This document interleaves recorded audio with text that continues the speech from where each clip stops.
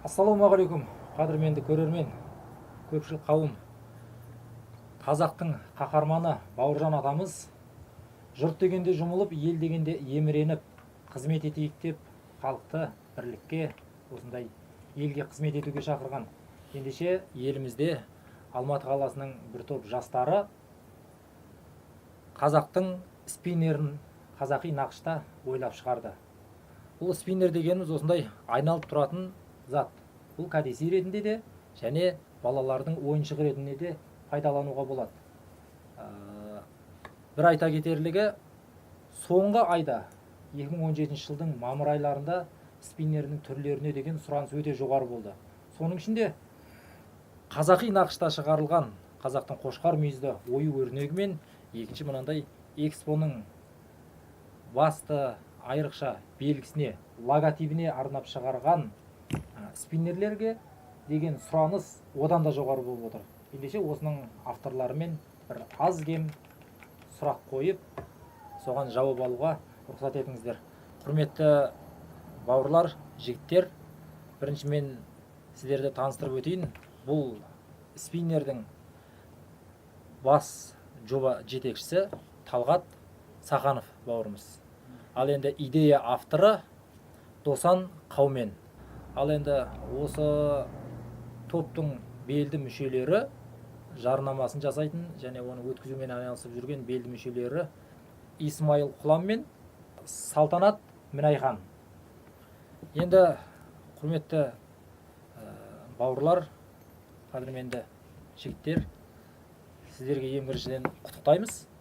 Осындай елге сұраныс тудыратын кішкентай нәрсе болғаныменен, көзге елене бермейтін нәрсе болғаныменен, елдің арасында кәдімгідей сұраныс тудырып, қазіргі кезде осындай абыройға ие болып жатырсыздар. Ал енді бұл спиннерлер арқылы елге не сыйлағыларыңыз келді? Бұл спиннерлер арқылы, яна ассалаумағалейкум қазақ елі.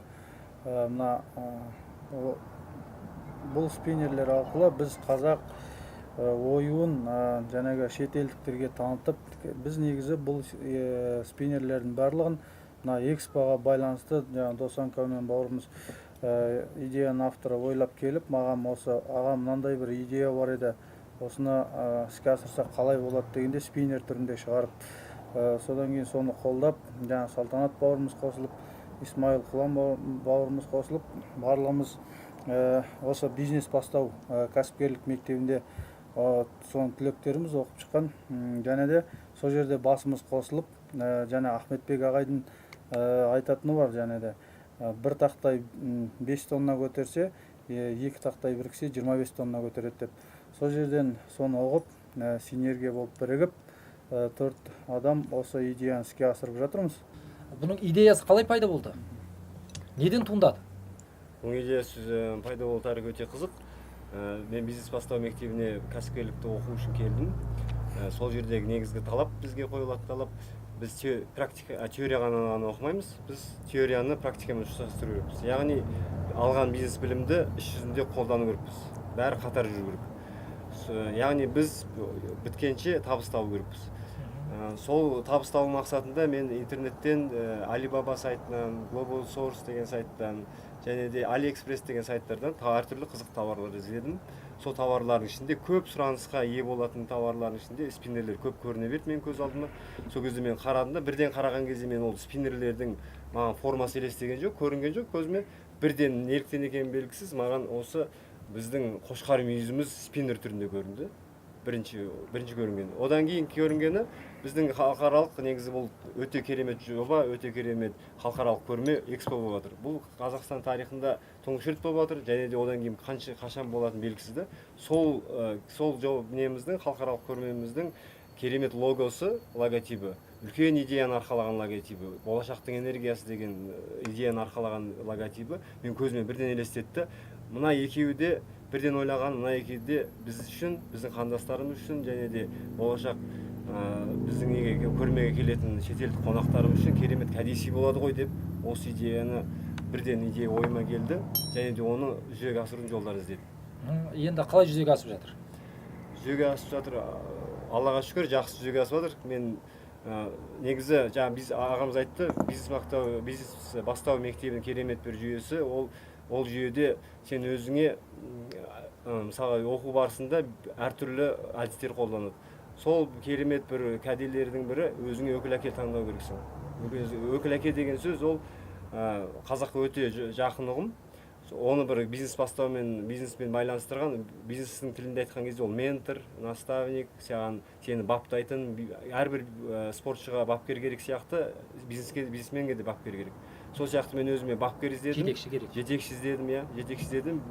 Сол өкіл әке ретінде бірден Талғат ағамен танысқан кезде таныстым. Одан кейін Талғат ағаға қолқа салдым, маған өкіл әке болыңыз деп. Сол өзіміздің Талғат ағамыз өкіл әкеме осы идеяны ұсынған кезде бұл кісі бірден ол идеяның белгілі бір өзінің кәсіпкерде белгілі бір өзінше түйсік болады ішінде бір идеяның алға басатын, бір идеяны алға баспайтын. Бұл кісі оны көре білді және бұған сене білді.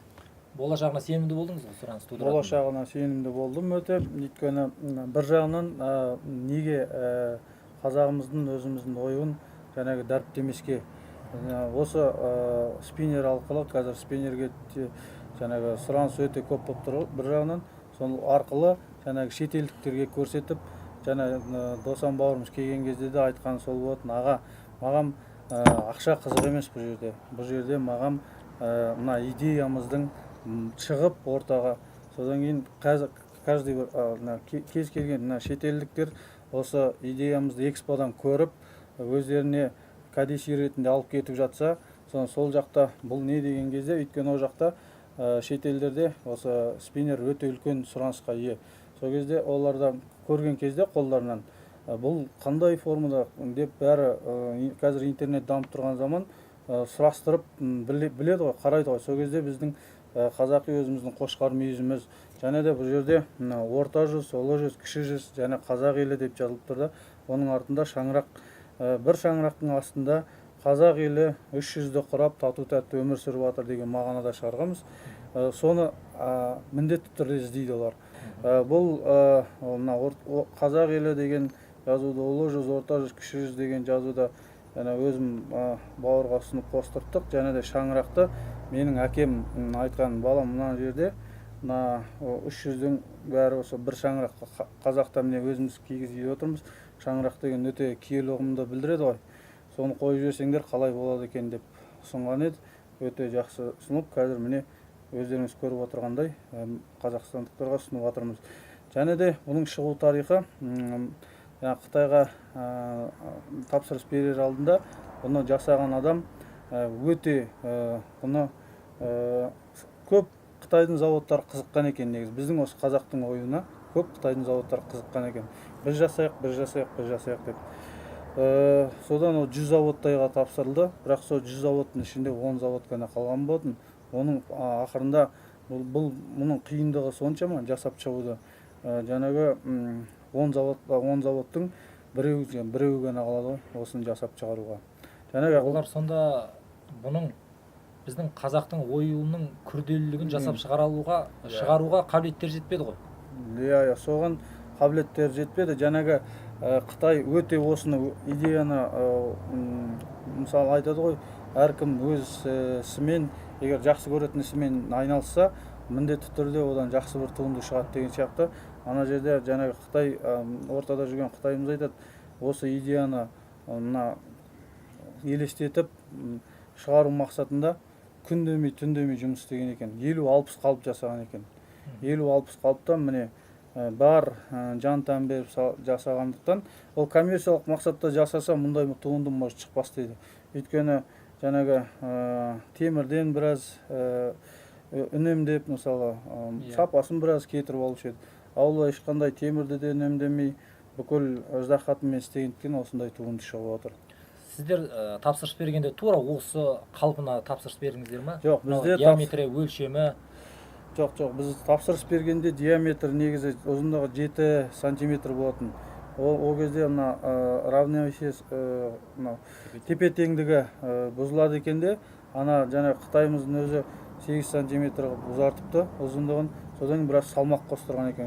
Жақсы ұзақ уақытқа айналатындай болу үшін. Сонда ол 8 миллиметрдің өзі кәдімгідей үлкен данаға көбейтілгенде кәдімгідей шығын. Иә. Ол сонда ол шығынды осы дүниенің идеяның құндылығына, осының артықшылығына арнады ма, жоқ әлде коммерциялық интересі болған ба ол кісінің? Ол кісінің негізі коммерциялық интересі болса мұндай туынды шықпас еді. Шықпас еді. Өйткені Қытайлар жаңағы өте сапасы жағына аса мән бермейтін халық қой негізі.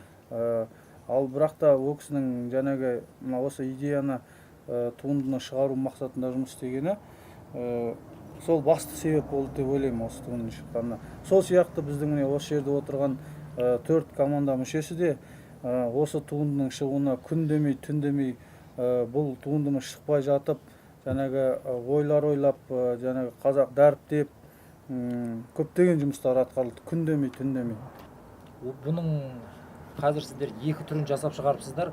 Тағы да басқа түрлерін жасау ойларыңызда бар ма? Немесе жасап қойдыңыздар ма? Басқа түрін жасау ойымызда бар. Негізгі бұны жасағандағы да басына тағы ағамызға қосып айтатын, анау кішкентай балдар, мысалға қазір Қытайдың түсініксіз формадағы спиннерлер ұстап жүр да. Не екені түсініксіз да. Кейбіреуі зиянда болуы мүмкін. Кейбіреуі зиянда болуы мүмкін. Содан кейін неге түсініксіз бұл формада оны айландырып жүр. Ал енді соны біз неге кішкене мағыналы нәрсеге ауыстырмасқа деген ойда болды да. Бір жағынан шетелдіктер жаңағыдай керемет кәдесый жасап насихаттау, бір жағынан өзіміздің бүлдіршіндерге мағыналы нәрсе ұсынып жіберуді. Мысалы осы мәселені, осы дауыл болып соққан мәселені біз өзіміз пайдаланымызға неге пайдаланбасқа дедік та. Сол мысалы жаңағыдай үлкен ұғымдарды ұсақ нәрсемен де біздің топтың, біздің команданың сенетін нәрсесі ұсақ нәрсемен де ұлы идеяларды насихаттау болатындығында. Және де біз осының 15 түрін патенттедік. Барып өйткені бір идеяларды авторский құқығын қорғадық. Патенттеуге барлық документтерді өткізіп қойдық. Ол кісілер бізге жаңағы 15 түріне 15 түрі қалай? Қазір бізде бүлдіршіндеріміз қазір асық ойнамай кетті. Ал бір кезінде біз өзіміз асық ойнап өскенбіз, мысалы. Қалай денсаулыққа пайдасы өте көп. Асықты дәріптеу ойында асық түрін шығармақты ойымыз бар. Жаңағы қыран бүркіт түрінде тағы шығармақшы ойымыз бар. Тағы да және болашақта бірнеше түрін патенттеп қойдық. Сол мақсатта тағы жұмыс істейміз. Содан кейін тағы бір айта кететін жайт сертификатталған тауар. Қазір осы белгілі бір мөлшері таможнядан өтіп келгеннен кейін, документтерді алғаннан кейін сертификаттау мәселесімен айналысамыз. Ол жермен барып уже сөйлесіп, барлық құжаттардың бәрін дайындап отырмыз. Және де экспо спиннеріне келетін болсақ, эксподан да бізге экспоны ұйымдастырушылар хабарласып жатыр. Ол кісілер рұқсаттарын беріп жатыр. Тоже келіп, сертификаттап алғаннан кейін ол кісілерге де Астанаға арнайы барып құжаттарымызды ұсынатын боламыз. Өйткені ол кісілер біздің осы экспоның авторы болғаннан кейін ол кісілердің рұқсатын алуымыз керек екен. Міндетті түрде рұқсаттарын алып тарататын боламыз. Осы кішкентай нәрселер арқылы айтып отырмыз ғой.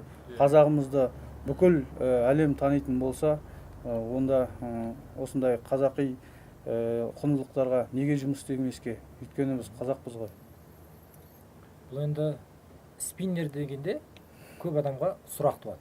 Кезінде әжелеріміз ұршық үйірген, тағы басқа дүниелермен айналысқан. Бұл қазақтың спиннері деп жатыр бүгінде.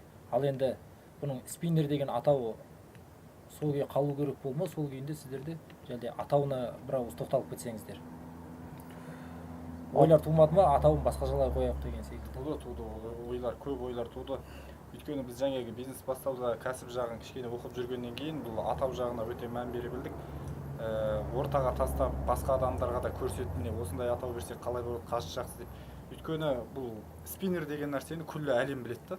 Оған ешқандай түсініктің қажеті жоқ. Енді сол дайын тұрған нәрсені өз бидайын өзіне қуырып бере салу керек болды бізге. Енді соған алдық та қазақ спиннер деп, бұл қазақшасы міне былай айтқанда өзбек спиннер, қырғыз спиннер немесе американдық спиннер деген ондай спиннерді біз өзіміз қанша қарастырдық, толықтырмадық, Сондықтан бұл кәдімгідей бір өзіміздің заманның ағымына сай бір брендтер болады ғой, мысалы. Сол секілді бренд болып қалыптассын деп қазақ спиннер деп алдық. ертең экспоға келген 5 миллион турист көрген кезде еліне кетерде кәдесый міндетті түрде іздейді. Ол келіп қазақтың бір дүниелерін келіп оны түсінбеуі мүмкін. Яғни түсінбегендіктен ол сатып алу мүмкіндігі аз. Ал қазақи нақыштағы экспоның аты жазылған міне көшпенділердің үлкен өркениетінің белгісі оюды көрген кезде бірден оған бірінші спиннер мынау деген ой келеді. Екіншіден бұл қазақи спиннер екен. Ол мен қазақ еліне келдім, жеріне келдім, міне қазақтан маған міне үлкен кәдесый деп алып кетсін деген мақсат. Одан кейін бізде мына еліміздің елбасы айтып жатқан мына болашақ үлкен бағдарламасында мыңдаған студент шетелге барып оқиды. Олар қазір демалыста жүр. Ертең олардың бәрі қыркүйек айында оқуға шетелге төрткүл дүниеге тарап кетеді ғой. Сол кезде өздерінің достарына, ұстаздарына кәдесый іздейді. Оны өз достарымыздан, арамызда жүріп көп көрдік та, не аламыз, анандай Қазақстанда жасалған бір арақ аламыз ба, немесе бір шоколад аламыз ба деп өзім көп естідім да. Одан қарағанда міне Қазақстанда жасалған міне осындай дүниелерді алып барса, мысалы құба құп содан төрткүл дүниеге қазақтың міне оюы таралады. Бұның басты мақсатын бір ауыз түсіндіріп бересіздер ме? Басты мақсаты коммерциялық па? Жоқ, бұл жерде басты мақсат коммерциялық емес. Сол мақсатта біз жаңағы негізі қарасаңыздар қазақи нәрселер өте аз. Ахметбек ағамыздың жаңағы қазақ бизнес бастау мектебін ашып отырғанда, сол кезде біз көріп отырмыз. Қандай жаңағы қазақтарымыздың көп мөлшерде жаңағы кәсіпкерлікті меңгергісі келетіндігін, қазақ мектептері, қазақи дүниелер өте аз екенін түсіндік сол кезде.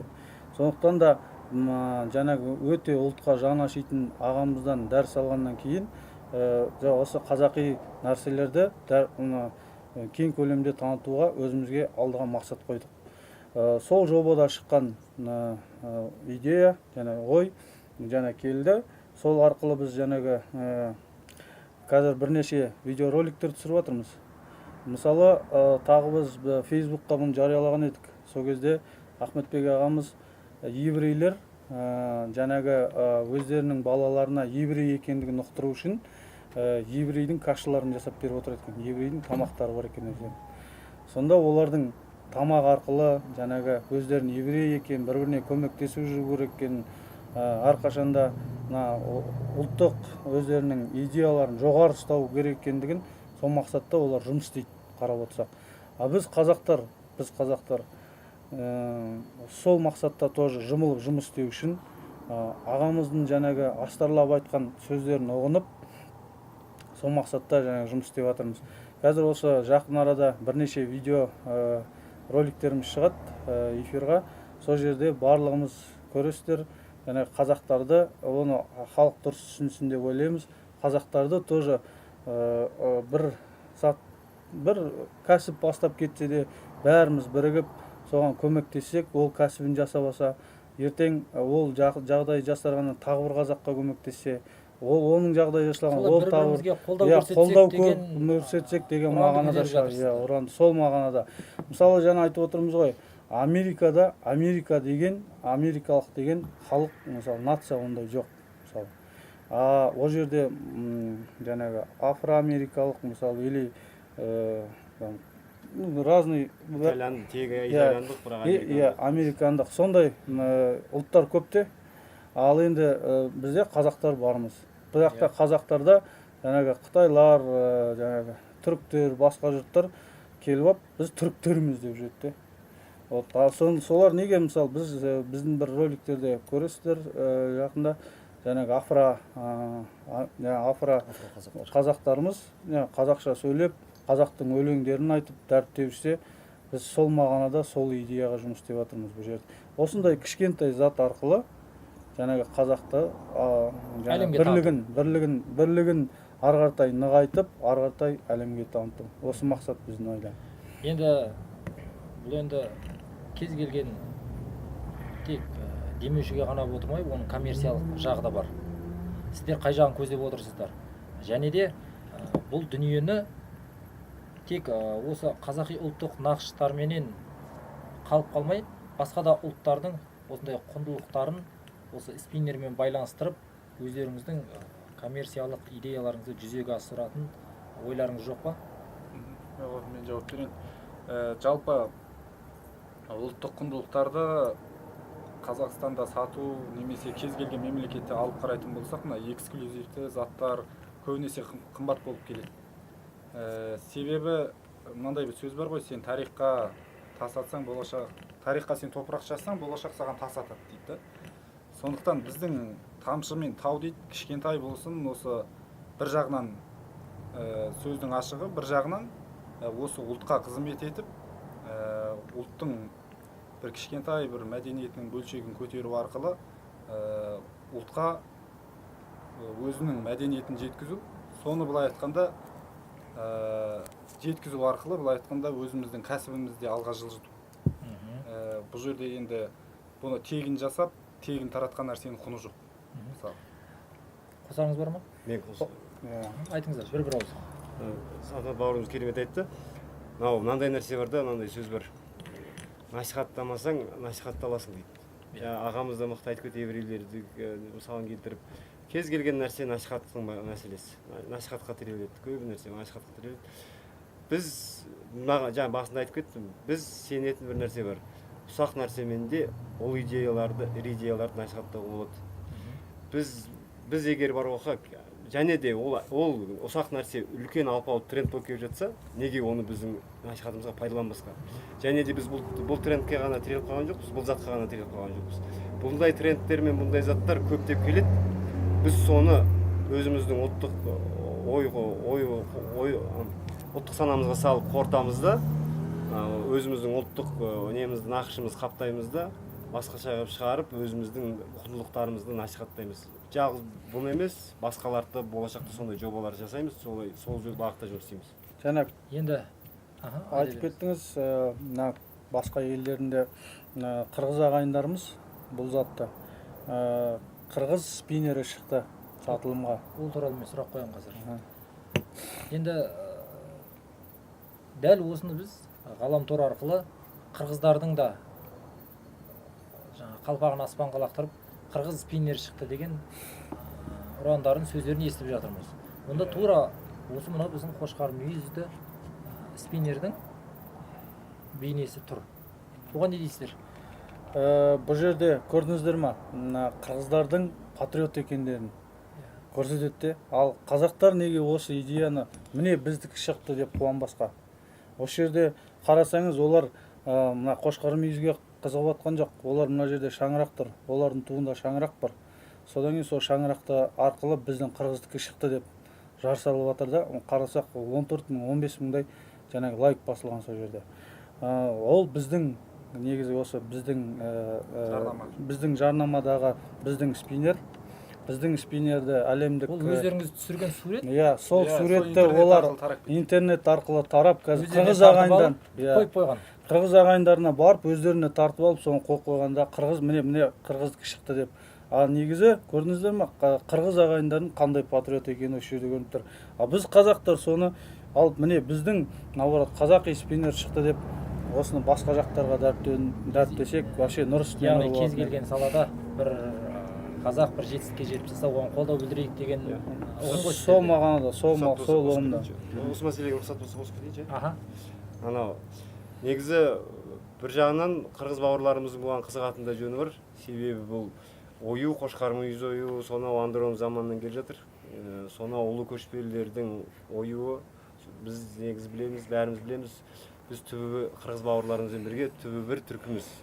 Яғни бұндай құндылықтар да бізге ортақ құндылықтар да. Керемет қанат сөз бар ғой, қырғыз қазақ бір туған деген.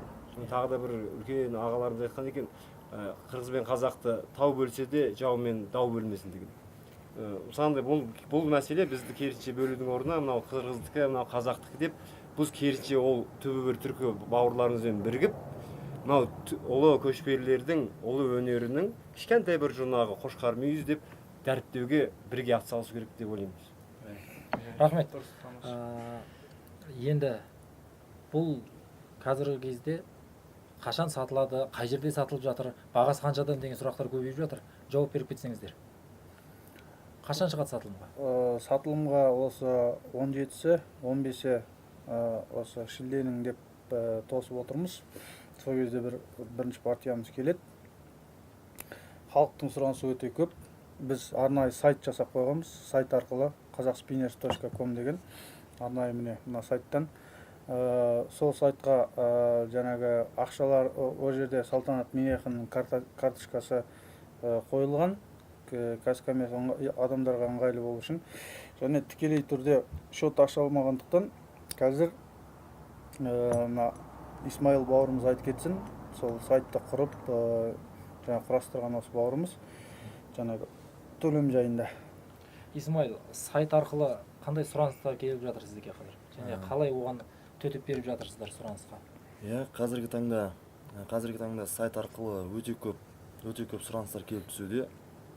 Біз және де ол адамдардың сұранысын уақытылы дер кезінде қамтамасыз ету үшін біз ол жерге онлайн төлем жүйесін қосудамыз. Қазіргі таңда ол жерге біз онлайн төлем заңды тұлғалардың арнайы өздерінің шоттарына түсетін болғандықтан біз оған келісімшарт жасауға, жұмыс жасау үшін ол жерге бір 2 аптадай уақыт кетеді. Сол біз уақытты ұстамастан адамдар сұраныстан алдын ала төлем жасауларына ыңғайлылық орнату үшін қазіргі таңда осы өзіміздің серіктесіміз Салтанат бауырымыздың Казкоммерцбанк шотын енгізіп қойды сол жерге. Сол арқылы және де Kiwi төлем жүйелері арқылы төлеу жүйелерін қосып қойдық қазіргі таңда. Иә, оңайда, жеңілді әрі. Иә. Бірден енді бұл жерде халықтың сұранысының жоғары болғандығы сондайда, бұл жерде енді келген клиенттердің сұранысын бірден қанағаттандырып, одан кейін ол клиенттерді ұстап қалу мақсатында спиннердің сапасының қандай жоғары дәрежеде екендігін жеткізу мақсатында біз өзіміздің жаңағы спиннердің фотоларын жіберіп сөйтіп жатырмыз. Тек суретін көру арқылы адамдар ғашық болып жатыр да, мына неткен керемет, мына ой суретінің өзінің сапасы өте жоғары екен деп ойланбастан қаржыларын салып жатыр. Шындығында да қадірменді көрермен, бұл спиннерді ең бірінші суретінен көргенде әрбір қазақ таңдана да, қызыға да қарайтыны анық. Ал ол қолыңа тигенде одан өзіме біреуін және әрбір балама, туған туыстарыма бір-біреуін алып кәдесый жасасам жақсы екен деген ой бірден келеді екен. Бізге де сол ой келді. Енді бұның бағасын салмағына қарап шығардыңыздар ма, сапасына қарап шығардыңыздар ма? Әрі қымбаттау секілді болып тұр. Бұл жерде біз бағасын, ең басты бағасы, бұл жерде идеясына қарап бердік бағасын. Бұл кез келген нәрсенің болашағы, оның ұзақ қысқалығы, оның көтерген идеясына байланысты. Ең идеясы халыққа қызмет етемін деп. Бұлай айтқанда бұл бір жерін 96 жылы пайда болды дейді ғой. Бұл адамда мына медитация деген үлкен жаттығу бар, әлемде таралған білесіздер. Адамның ой санасын жетілдіру, назарды бір жерге ұстау. 96 жылы мына психологиялық жағынан аутизмге шалдыққан балалардың назарын бір жерде ұстап тұру үшін жасалған екен. Яғни ағып жатқан суға адам қаншалықты талмай қарап тұрса, осы спиннердің айналып жатқанына да соншалықты көп қарап тұра беруге болады. Бұл жерде біз ешқандай бір мағынасы жоқ, бір құр темірге қаратып қойып жатқан жоқпыз. Бұл жерде болашақтың энергиясы елімізде қашан болатын белгісіз, теңдессіз осы халықаралық көрменің идеясына, одан кейін екінші міне өздеріңіз көріп отыр, қошқар мүйіз оюға мысалы талмай қарап отыру арқылы ол сағатта 10 минутқа, 15 минутқа арналған әртүрлі құм сағаттар бар. Сонымен байланыстырып жатқан жоқ па қазір? Соның орнына бұны да пайдаланайық деген ұсыныстар туып жатқан жоқ па? Ондай да бар. Балалардың арасында мына спиннерді айналдырады. Қояды да осы айналып біткенше сен маған бір өлең айтып бересің. Осы айналып біткенше сен мәреш сызығын кезуің керек деген сияқты әртүрлі жерде қойылған. Айтып жатқаныңыз өте дұрыс.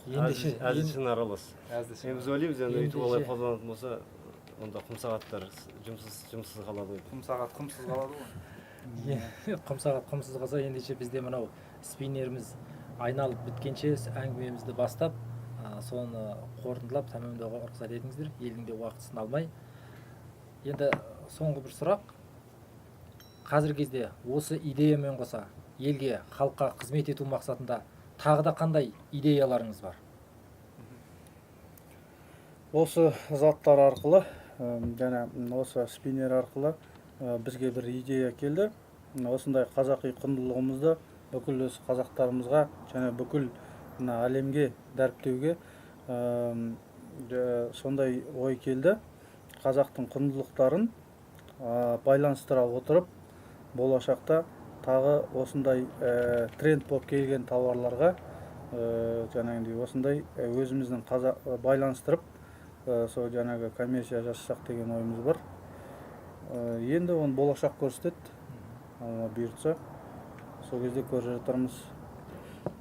Керемет сұрақ қойдыңыз.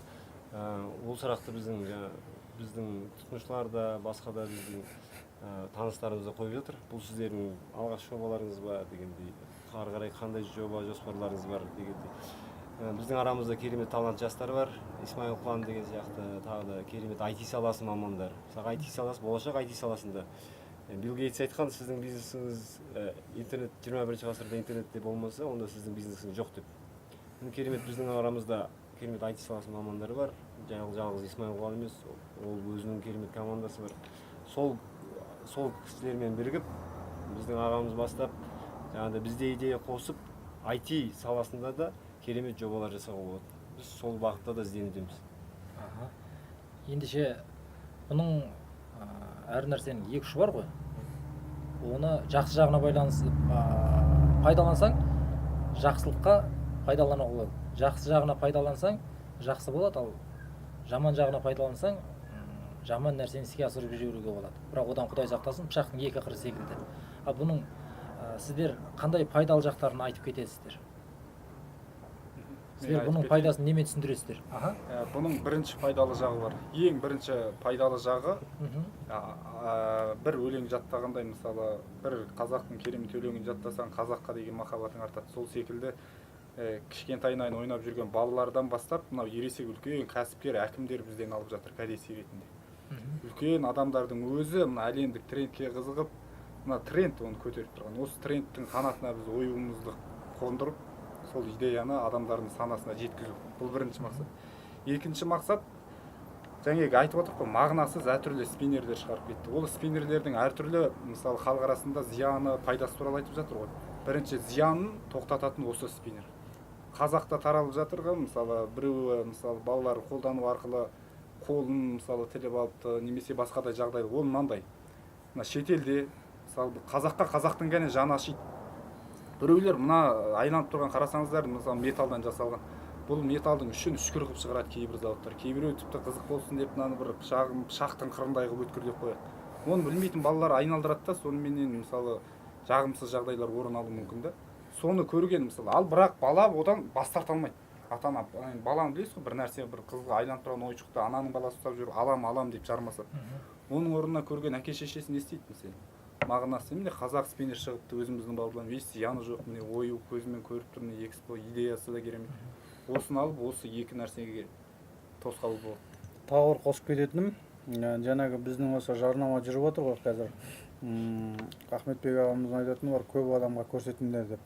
Көп адамға көрсету мақсатында жұмыс істеп жатқан кезде бізге жаңағы өкілдіктерден, посольстволардан адамдар сол жерде істейтін келіп, арнайы түрде экспо спиннерімізді және көп қызығушылық танытқан осы қазақи спиннерімізді кәдесый ретінде Латвияға кетіп жатыр, Белоруссия, Санкт-Петербург, Германияға, сол жақтарға көп әкетіп жатыр да. Олар өздері, міне бізде бірінші біз тексеру мақсатында сапасын бір 16 штуктан алдыртқан болатынбыз, 16 данасын ғана.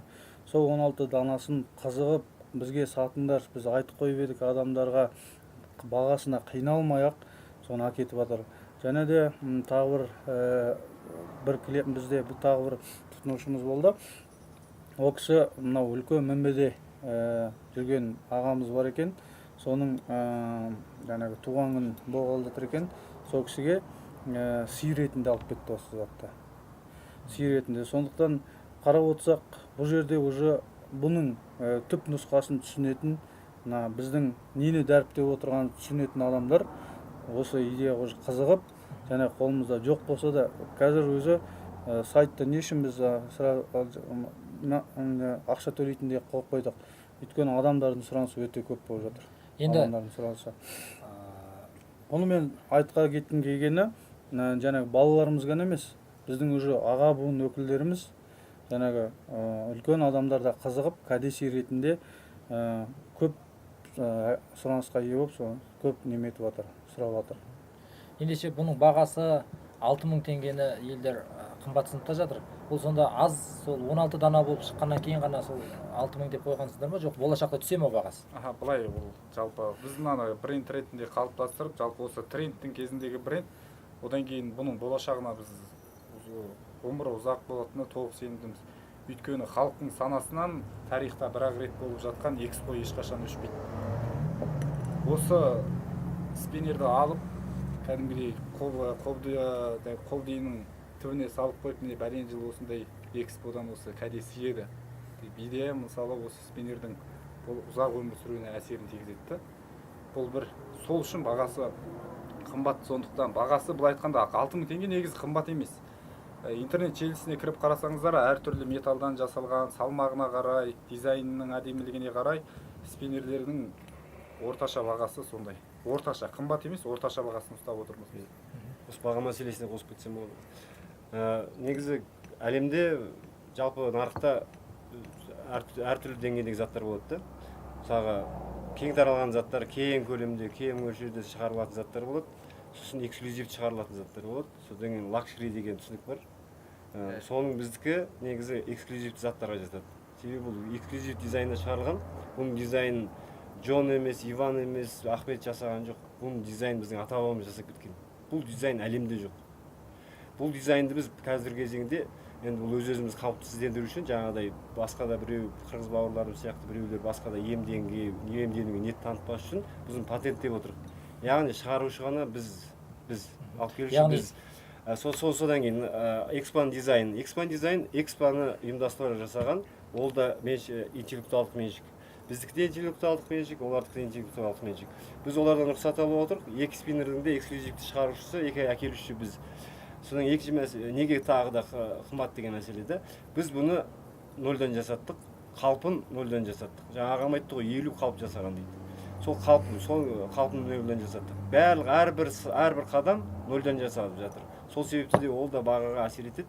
Соның бәрі, сол факторлардың бәрін ескерген кезде керісінше ол арзан болып саналады. Және де біреулер бүйтіп эксклюзивті дүние шығарғысы келеді, бірақ қымбатқа ұрынады да. Біз эксклюзивті дүние шығарып отырып, неғұрлым арзандату мәселесін ойладық та. Сол тұрғыдан келген кезде бұл өте арзан болып саналады. Содан кейін мынандай мәселеде жаңа ағамыз керемет айтты, iPhone мысалға мен бұл негізі отандық өнім деп аузымыз толтырып айта аламыз. iPhone мысалға сыртында жазып тұр, дизайны Калифорнияда жасалған, бірақ Қытайда жиналған деп жазып тұр да. Дәл сол сияқты бұл көл интеллектуалдық жұмысы Қазақстанда жасалған, бірақ құйылуы, қалыпқа құйылуы Қытайдан. Яғни бұл біздің отандық өнім. Демек, бренд нәрсе әрқашанда арзан болмайды дейсіздер ғой? Жоқ, неге бренд нәрсе бұл? Қараңыздаршы, мысалы, осының доллар түрлері бар, бірақ качествосы біздікінен өте төмен болса да, долларды өздеріңіз білесіздер, бүкіл әлем қолданады. А сол доллар түрлі 8000 теңгеден тұр интернетте. 8000 теңге сонда біздің қазақи құндылықтан қымбат болған ма, сол доллар? Соған қарағанда, соған салыстырғанда біздің мына қазақи өзіміздің немене ойымыз және қазақ елі, біздің қазақ елі деген жазуымыздың өзі неге тұрады? Тем более біз Қазақстанда тұрғаннан кейін. Өзің сапасы менен сапасы жағынан құндылығына сай дейсіз ғой бағасы. Сіз жаңа керемет кеттіңіз. Сапасымен де бағасына сапасы да салмағы да сай болып тұр. Бәрекелді. Онда әңгімелеріңізге рахмет. Істеріңізге сәттілік тілейміз. Жаман сұрақты, екі сұрақтар. Кешіріңіздер.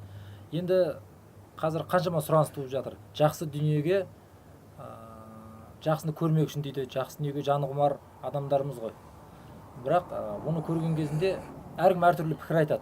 Сонда өздеріңіздің іштеріңізді қынжылтатын бір осындай бір пікірді айтпай қойса қайтеді дегенде бір ой мазалай ма? Міндетті түрде мазалайды. Осы сұрақты біз кеше ғана жолығып жатырмыз. Осы сұрақпен жаңа айтып жатырмыз ғой, біз роликтер түсіріп жатырмыз деп. Сол роликте бізде афра қазақтарды қолдандық. Афра қазақтар жаңағы қазақша сөйлеп, қазақ тілін жақсы меңгерген, қазақтың өлеңдерін, әндерін қалай жақсы айтады.